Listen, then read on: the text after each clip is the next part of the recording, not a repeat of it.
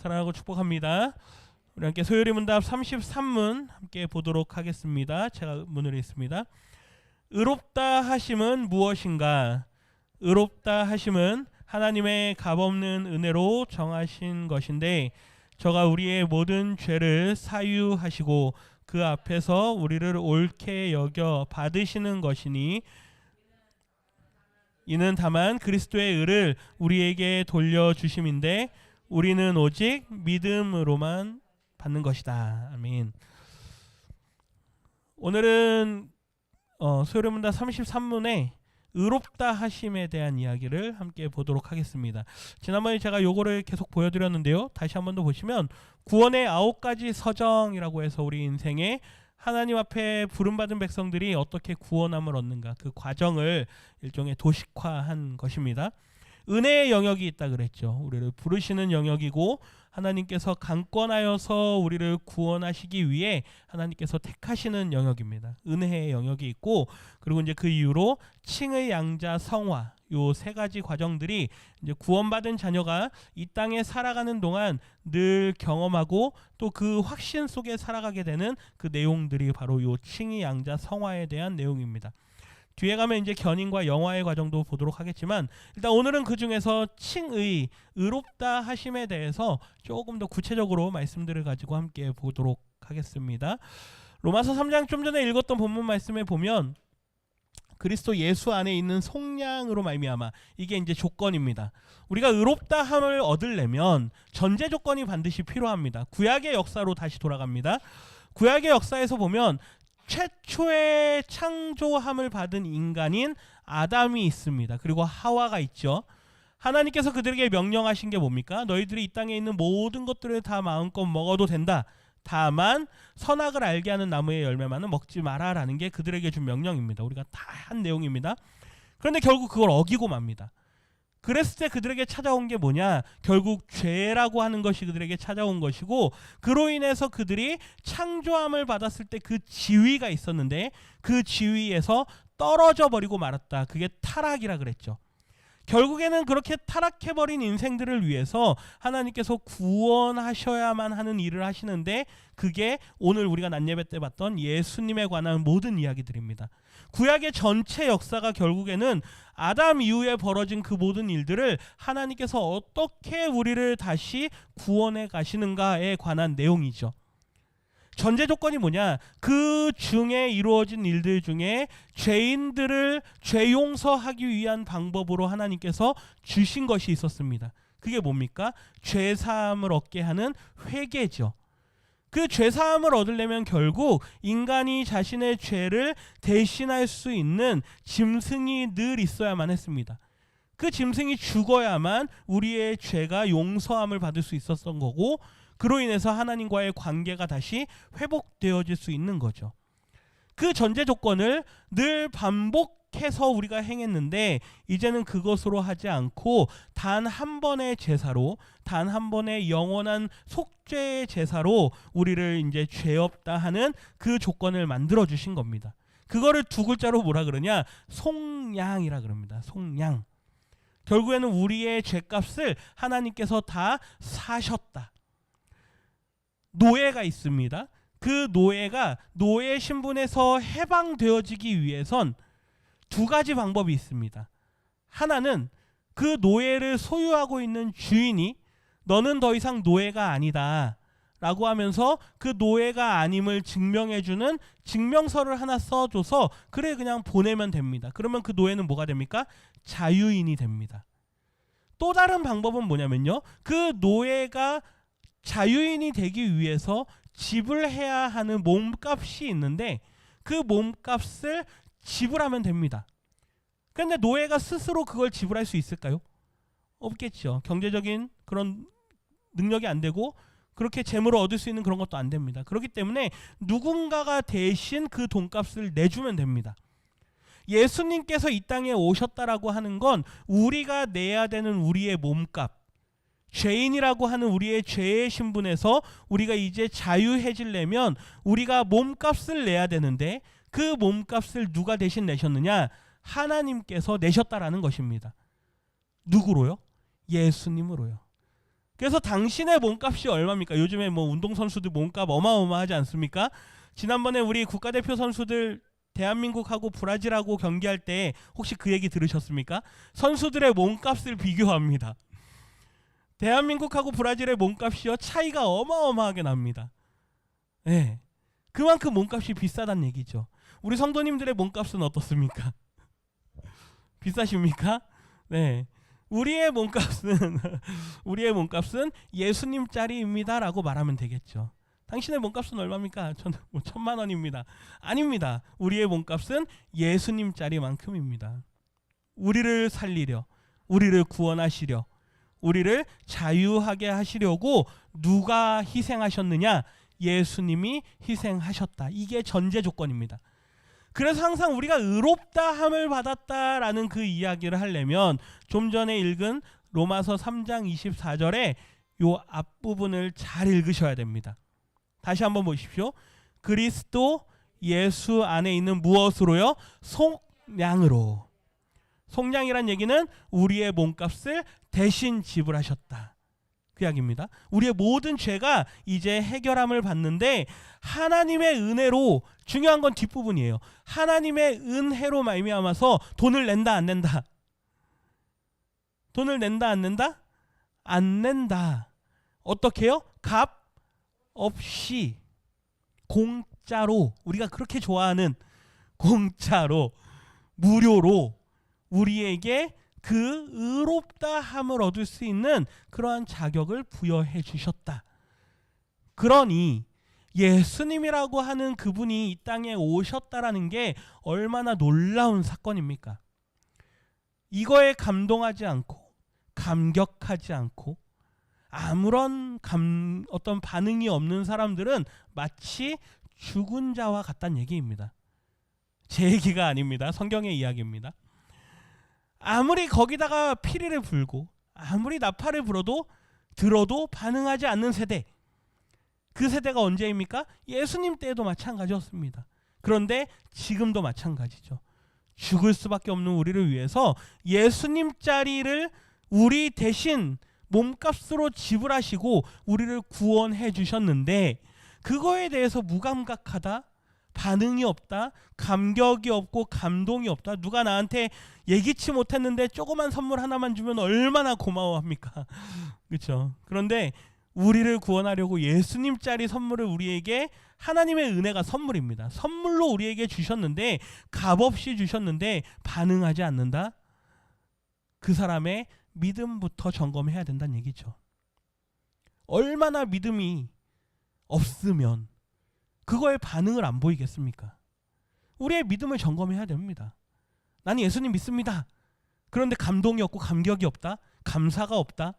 이 얼마나 우리의 마음이 그렇게 굳어져 있냐 이거죠. 로마서 5장 19절 말씀 한 번 더 같이 읽어봅니다. 한 사람이 순종하지 아니함으로 많은 사람이 죄인 된 것 같이 한 사람이 순종하심으로 많은 사람이 의인이 되느니라. 아멘. 한 사람, 여기서 한 사람은 누굴까요? 아담이죠. 아담이 순종하지 아니함으로 인해서 많은 사람이 죄인이 되었다. 이거 우리가 이미 다 했습니다. 우리는 다 죄인이 되었는데 우리의 대표자 첫사람 아담, 그의 불순종으로 말미암아서 우리가 다 죄인이 되었죠. 그런데 다시 오실 아담, 두 번째 아담, 하나님께서 우리를 위해서 보내주신 그 한 사람 누구입니까? 예수님.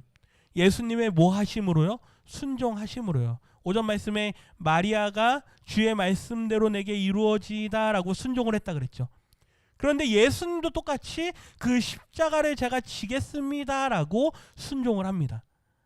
하나님께서 예수님을 부르셔서 하늘의 이야기입니다. 얘야, 내 아버지, 너 저기 좀 갔다 와야겠다. 싫은데요. 얼마나 요즘 아이들에게 심부름하면 이런 반응이 얼마나 많이 나옵니까? 저기 멀리 좀 갔다 와라. 외삼촌 사시는 저기 어디 전라도 광주에 좀 갔다 와라. 거기가 얼마나 먼데요. 버스 타고 기차 타고 얼마나 멀리 가야 되는데요. 싫은데요. 그럴 겁니다. 하나님께서 예수님에게 너 저기 가서 십자가에 달려 좀 죽어야겠다. 예수님이 뭐라 그랬을까요? 싫은데요. 그랬을까요? 아니죠. 그게 아버지의 뜻입니까? 그러면 제가 가겠습니다. 그리고 이 땅에 인간의 모습으로 오시는 거죠.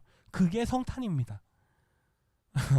우리가 뭐 동네 시내에 나가면 캐롤이 울리고 반짝반짝 장식이 있고 그게 성탄절이 아니고 우리를 구원하시기 위해서 아들을 이 땅에 보내셔야 하는 하나님의 마음이 성탄이고 그 하나님의 마음에 따라 순종하신 걸 우리가 아는 게 성탄입니다.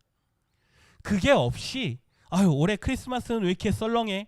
코로나 때 한참 그러지 않았습니까? 뭐 노래도 없고 길거리에 가도 사람들도 없고 그냥 분위기가 썰렁하고 그러니까 사람들이 무슨 크리스마스가 이렇게 썰렁해? 예수님이 없으면 썰렁한 겁니다. 예수님이 있어야 감사와 기쁨이 있는 거죠. 하나님의 마음을 알고 그분의 마음에 순종하신 걸 알아야 우리에게 성탄이 의미가 있는 겁니다. 그러니 세상 사람들이 즐기는 그 크리스마스는 예수님이 없는 크리스마스는 무슨 의미가 있겠습니까? 아까 이사야 말씀에 하나님께서 우상들을 향해서 너희의 하는 일이 다 헛된 거다. 그리고 너희를 섬기는 저 백성들은 다 가증한 백성들이다. 그 말을 하지 않으시겠습니까? 예수가 없는 성탄은 결국 우상 숭배입니다. 구원이 없는 성탄절은 그냥 사람들의 기분만 좋게 해주는 거죠.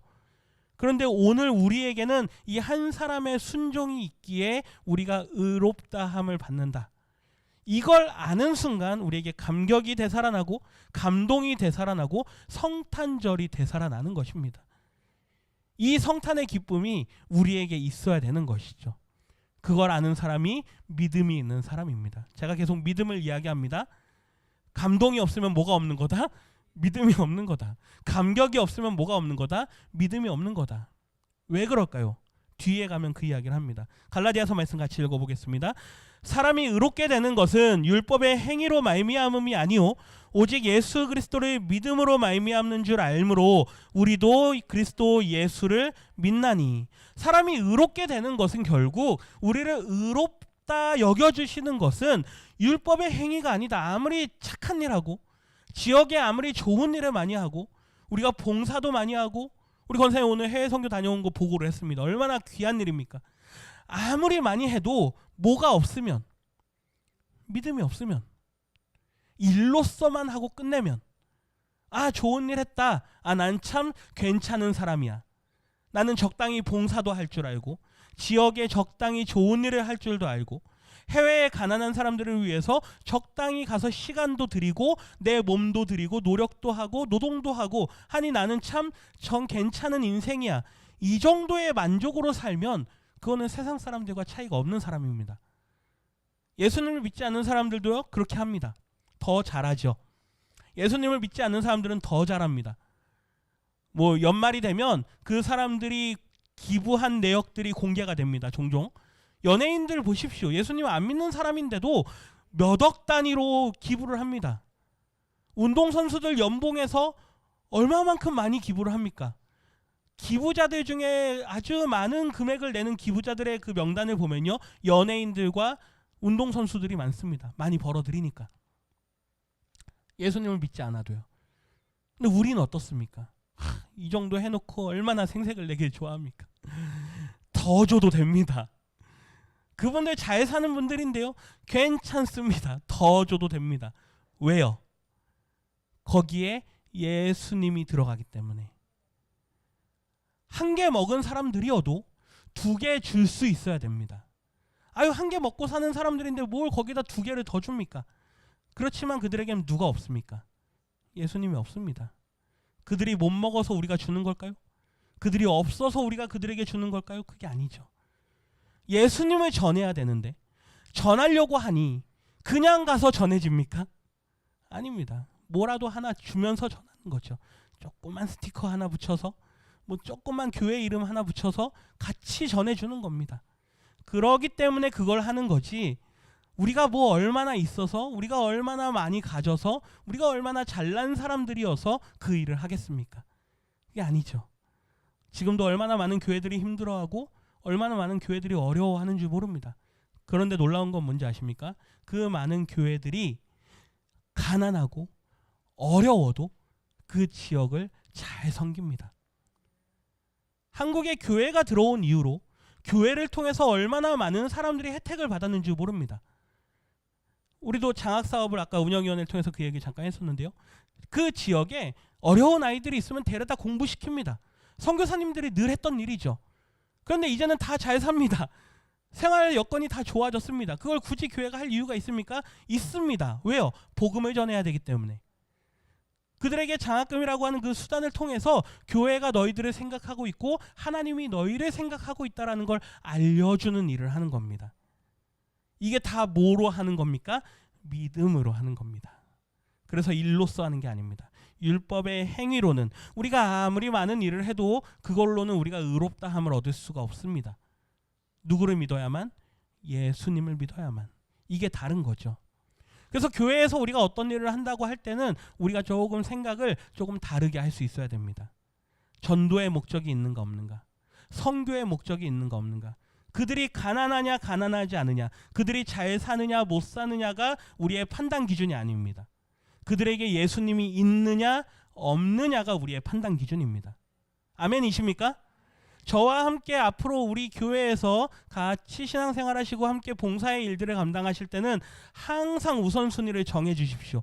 예수님을 믿느냐 믿지 않느냐. 이것만 파악하시면 되게 쉬우실 겁니다. 근데 이게 우선순위가 잘 정해지지 않으면 왜 그렇게 해야 되지? 왜 저 사람들 잘 살고 있는데 거기에다 왜 장학금을 줘야 되지? 왜 저런 걸 나눠야 되지? 이런 게 늘 헷갈릴 겁니다. 중요한 건 딱 하나. 예수님이 있냐 없냐. 우리는 먼저 믿은 사람들. 그렇다면 우리는 복음의 빚진 자들. 그렇기 때문에 우리도 그들에게 복음을 전할 수 있어야 된다는 거죠. 갈라디아서 2장 16절 말씀 뒷부분에 보면 이는 우리가 아까 율법의 행위로서는 의롭다함을 육체가 없다라는 이야기를 하죠. 그러면서 에베소서 1장 7절 말씀 같이 읽어보겠습니다. 우리는 그리스도 안에서 그 은혜의 풍성함을 따라 그의 피로 말미암아 속량 곧 죄사함을 받았느니라. 제가 좀 전에 우리가 먼저 믿은 자들이라면 우리는 빚진 자들이다라는 그 의식을 가져야 된다라는 겁니다. 우리는 빚진 자들입니다. 실제로 우리는 탕감받은 자들인데 얼마만큼의 탕감을 받았느냐? 어마어마한 양의 탕감을 받았죠. 그런데 아직도 여전히 죄사함의 은혜를 받지 못한 자들이 있는데 그들에게 우리가 그 빚이 없어진다, 당신들도 탕감받을 수 있다라는 얘기를 하려면 우리가 얼마만큼 풍성한 은혜를 받았는가를 먼저 깨달아야만 합니다. 보십시오. 우리는 그리스도 안에서 그의 은혜, 선물, 구원에 무엇을 따라서요? 인색함을 따라서가 아닙니다. 하나님의 구원은 인색하지 않습니다. 하나님의 선교도 인색하지 않습니다. 하나님의 봉사도 인색하지 않고 하나님의 나눔도 인색하지 않습니다. 풍성합니다. 우리의 필요한 만큼 충분히 채워주고도 넘치죠. 그게 하나님의 은혜입니다. 오병이어 사건 기억하십니까? 예수님께서 그 어린아이가 갖고 왔던 그 물고기, 그 보리빵, 오늘 우리도 그걸 먹었습니다. 아주 작은 도시락입니다. 그런데 그걸 예수님께서 받아서 하나님께 감사기도 드리고 사람들에게 나눕니다. 풍성하게 남죠. 나누어지죠. 그런데 더 놀라운 건 뭡니까? 남는다란 얘기입니다. 제가 수요일날 그 얘기했죠. 요만한 도시락 가지고 어른이 배부르게 먹으려면 한 번 먹어서 되겠냐 이겁니다. 2번, 3번, 많이 드시는 분들은 뭐 몇 번이라도 먹겠죠. 그랬는데도 어땠다라고요? 12광주리가 남았다라고요. 풍성하신 하나님의 은혜를 경험할 수 있어야 됩니다. 그래야 우리의 섬김도, 우리의 헌신도, 우리의 수고도 인색함이 뒤따르지 않습니다. 이 모든 게 다 무엇으로 가능하다? 믿음으로 가능하다. 우리가 구원받았다라고 하는 것을 우리가 믿음으로 고백하면서 그 하나님의 풍성한 구원을 우리가 믿음으로 감당할 수 있다면 이제 이후에 우리의 삶도 모든 것이 믿음으로 결정됩니다. 우리가 하나님 앞에 드리는 예물도, 우리가 하나님 앞에 드리는 우리의 봉사도, 우리의 시간도, 우리의 헌신도, 모든 것들을 우리가 믿음으로 드릴 수 있다면 그러면 거기에는 인색함이 따라오지 않습니다. 인색함이 따라온다는 건 뒤에 무엇이 남느냐? 아까운 마음이 든다는 얘기죠. 후회의 마음이 든다는 얘기입니다. 아우, 너무 많이 드렸나? 하나님 앞에 헌금하고 나서 너무 많이 드렸나? 조금만 드릴 걸. 이런 마음이 들까요, 안 들까요? 예, 우리 성도님들은 절대 안 드시는 분들입니다. 그렇죠? 예. 근데 그런 마음이 들 수가 있죠. 무엇이 따르면? 아까운 마음이 따르면, 인색함이 따르면. 그러나 믿음으로 이 모든 것들을 감당할 때는 우리의 삶에 되어지는 그 모든 일들이 다 은혜로 해석되어질 수 있다라는 것입니다. 제가 우리 성도님들께 부탁드리고 싶은 건 딱 하나입니다. 뭘 가지십시오? 믿음을 가지십시오. 의롭다함을 받는 것은 오직 하나입니다. 무엇으로? 믿음으로. 우리를 의롭게 하시는 근거는 오직 믿음이고, 그 믿음으로 우리를 의롭다 하시는 것뿐만 아니라 우리의 삶에 되어지는 모든 일들도 다 믿음으로 해석되어지고 다 은혜로 해석되어질 수 있어야 되는 것입니다. 이 한 주간, 이제 성탄을 준비하는 이 한 주간입니다. 저는 개인적으로 바쁠 것 같습니다. 우리 성도님들은 어떠시겠습니까? 바쁘셔야 됩니다. 왜 바빠야 될까요? 성탄절인데 1년 중 그래도 1년에 한 번은 교회에 나와야 되지 않겠습니까? 누가요? 믿지 않는 사람들이. 성탄절에는 그래도 교회에 가자. 믿지 않는 자들이 있다면, 우리 주변에 기도하는 사람들이 있다면 그들에게 부지런히 찾아가십시오. 열심히 복음을 전하십시오. 사랑을 담아서 초코파이를 나누고 과자를 나누고 조그만 선물을 가져가셔서 열심히 성탄절에 할 수 있는 그 기쁨을 마음껏 나누어 주십시오. 바쁘셔야 됩니다. 이 한 주간만큼이라도 바쁘셔야 됩니다. 그러면 다음 주 주일날 제가 맛있는 점심을 제가 대접해 드릴 겁니다. 네, 그래서 목사님이 밥 해준대. 밥 먹으러 가자. 뭐 이렇게도 하시고요. 그래서 다음 한 주간, 우리가 이 한 주간 동안 열심히 우리가 성탄의 기쁨을 나누고 성탄절날 모여서 감사로 하나님 앞에 예배할 수 있는 우리 모두가 되기를 주님의 이름으로 소원합니다.